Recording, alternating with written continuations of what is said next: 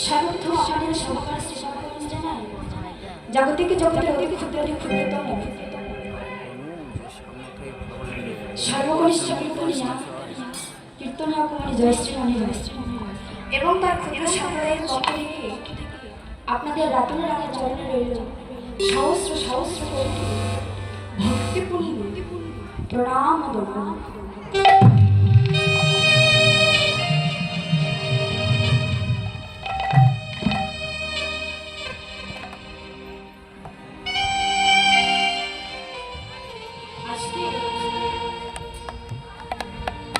অনেকে দূর দূরান্ত হইতে চাতক পাখি নিয়ে ছুটে আসে আমার বৈষ্ণব বাসন হয়তো অনেক আশা বাসনা নিয়ে এসেছেন, তাই তো দেখতে পাচ্ছেন আমি হচ্ছে ছোট্ট ছোট্ট মানুষ। আপনাদের সবাই চরণে প্রথমে ক্ষমা চাইছি।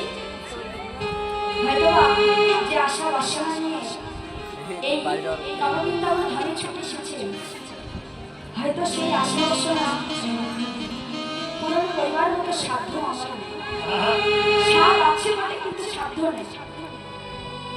তথাপিও মহাজন বললেন যে অসাধ্য বস্তু সাধ্য হয় যদি কোনো পরম কৃষ্ণ ভক্ত গৌর অনুরাগী কৃষ্ণ অনুরাগী ভক্তির কৃপা লাভ।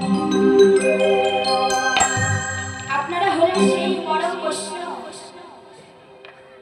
আপনারা যদি একটু কৃপা করে কিঞ্চিত পরিমাণ আপনাদের পদধূলি এই অধমার মস্তকে আশীর্বাদ করেন, তাহলে হয়তো দুটো হলেও গৌর গোবিন্দের লীলা কথা আপনাদের সম্মুখে বর্ণনা করতে পারি।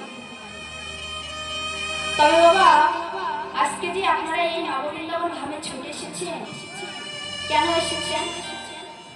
কি গো মনে প্রশ্ন জানেন কেন এসেছেন? কি গো কেন এসেছেন? কীর্তন আসলে শ্রবণ করিবার জন্য। কিন্তু মহাজন বললেন যে বহিরঙ্গ